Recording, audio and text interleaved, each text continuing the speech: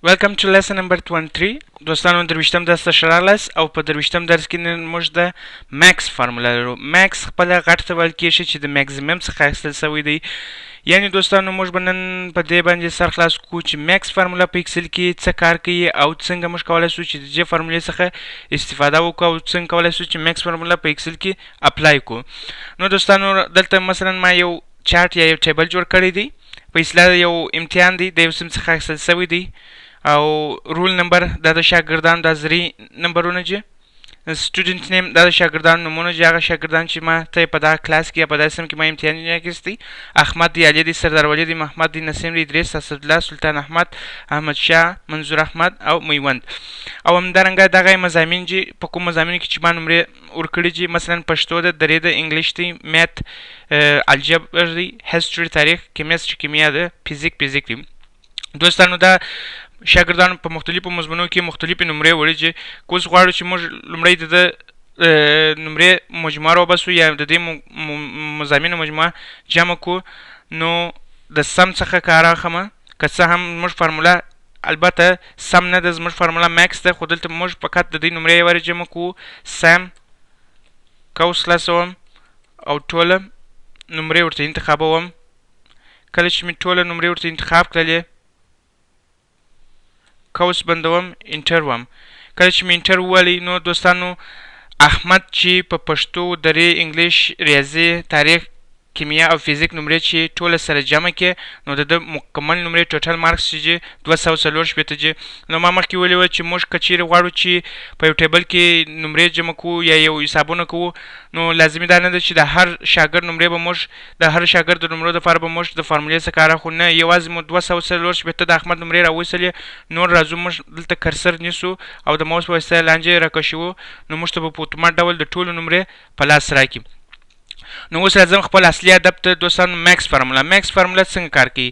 مثلا ما خو دا نمرې د ټولو مجموعه راویستل، اوس خو که چیرې زما سره 45 کس یا 50 کس نو ما ته نه معلومیږي چې د جسم کې به اول نمره څوک وي او تر ټولو ډېر نمرې به چا وړي. نو د دې وظیفه د ماکس فارموله ده. ماکس خپله غټ ته وایي، یعنې غټ قیمت موږ ته راباسي. نو فارموله یې دلته درته اپلای کوم. دا به یو څه زوم کړم.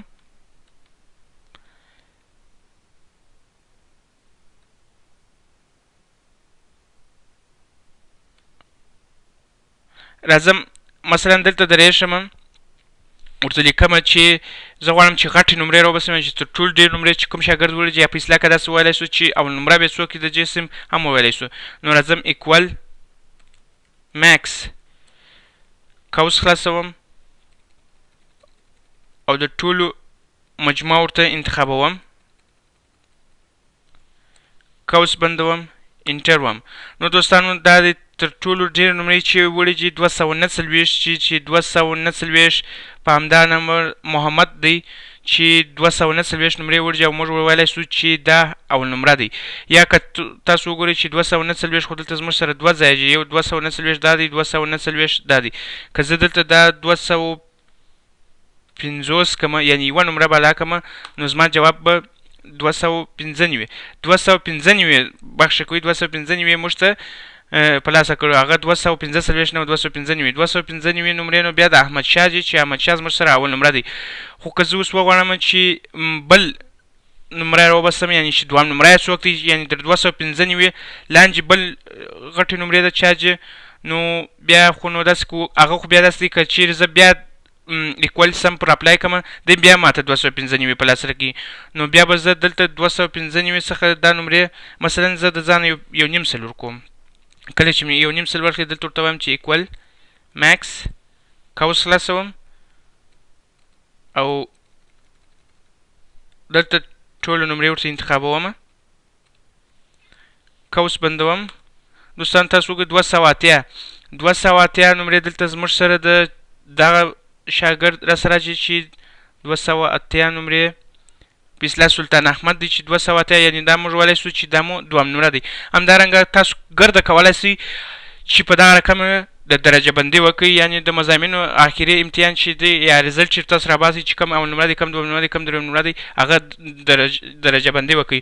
خو د دې دپاره چې هغه نمرې چې تاسو ته په لاس راوځي مثلا دا اول نمره دی دلته 290 نمرې را 95 نمرې په ماته په لاس راکړلې تاسو بیا هغه نمرې د جیب څخه وباسئ ځکه که چیرې بیا تاسو غواړئ چې دویم نمره راوباسئ بیا دی تاته 200 چاپلاسه کړي نو هغه ځینې وباسئ هغه خانه خالي پرېږدئ بیا فارمولا پر اپلای کړئ ټوله انتخاب کړئ بیا به د 295 یا 204 نمرې نور په لاس درکړي چې مثلا دا دویم نمره دی بیا هغه شاګرد نمرې ځینې وباسئ هغه خانه پرېږدئ همدارنګه هم د درېیم شاګرد یې دغسې راوباسئ بیا د څلورم یې دغسې جریان ومومي نو دوستانو دا و د میکس فارمولا او میکس موږ وویلي وه چې خپله غټ ته وایي میکس د میکزیمم څخه اخیستل سوی دی